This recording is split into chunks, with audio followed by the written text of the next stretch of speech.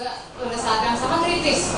Nah ini mungkin akan menjadi bebannya si generasi muda sekarang, karena memang kelebihan generasi muda sekarang kan mereka cepat sekali menerima informasi, tapi kekurangan adalah mereka kurang bisa mendalami, karena kecepatan gerak di permukaan ini mereka sulit untuk masuk, dan mungkin rangsangan-rangsangan indrawi itu sudah demikian kerasnya sehingga telinga mereka tidak bisa lagi mengapresiasi sesuatu yang remang-remang tadi, yang karena kan kalau kita lihat semua berteriak di kota ini, semuanya menjerit, arsitektur menjerit, semua menjerit, semua rumah ibadah menjerit, mall juga menjerit, sehingga rangsangan indrawi itu terlalu intensitasnya terlalu tinggi sehingga mereka nggak bisa lagi mendengarkan sesuatu yang tipis gitu, yang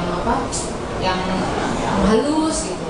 Nah ini keadaan yang tidak menyenangkan sesungguhnya buat anak muda zaman sekarang, yang bagus kalau mereka bisa mencari cara untuk masuk kembali ke situ, tapi tentu saja polanya atau modelnya atau bentuknya tidak bisa seperti yang zaman dulu.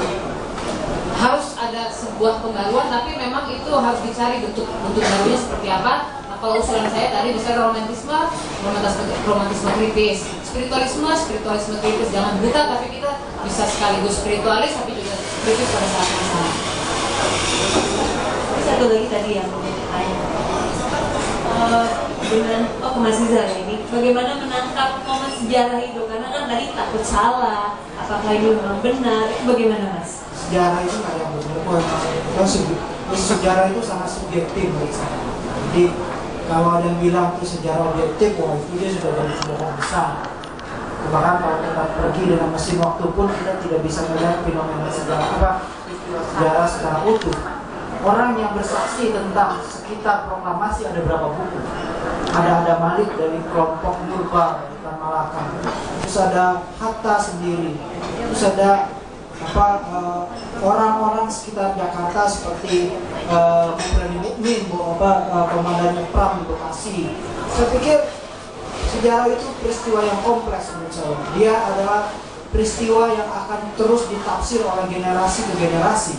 Mungkin kata ditafsir itu jadi menarik karena disitulah titik sebenarnya generasi muda memahami akan masa lalunya dan apa arti masa lalu sebagai inspirasi bagi dia. Mungkin orang seperti Ayu membahasakannya dengan romantisme kritis. Oke lah, gue terima nilai-nilai revolusi, tapi kan gue nggak mau bodoh memakai celana kaki dan baju tentara yang seperti dipakai pemuda revolusi. Itu akan kelihatan seperti Don Quixote dari generasi. Dan saya pikir memang sayangnya adalah dunia pendidikan kita itu, kita tahu bahwa hampir semua buku-buku yang digelontorkan untuk sekolah, masuk ke sekolah itu diurus oleh sebuah institusi yang namanya pusat kurikulum. Dan pusat kurikulum itu kan seperti negara dalam negara, seperti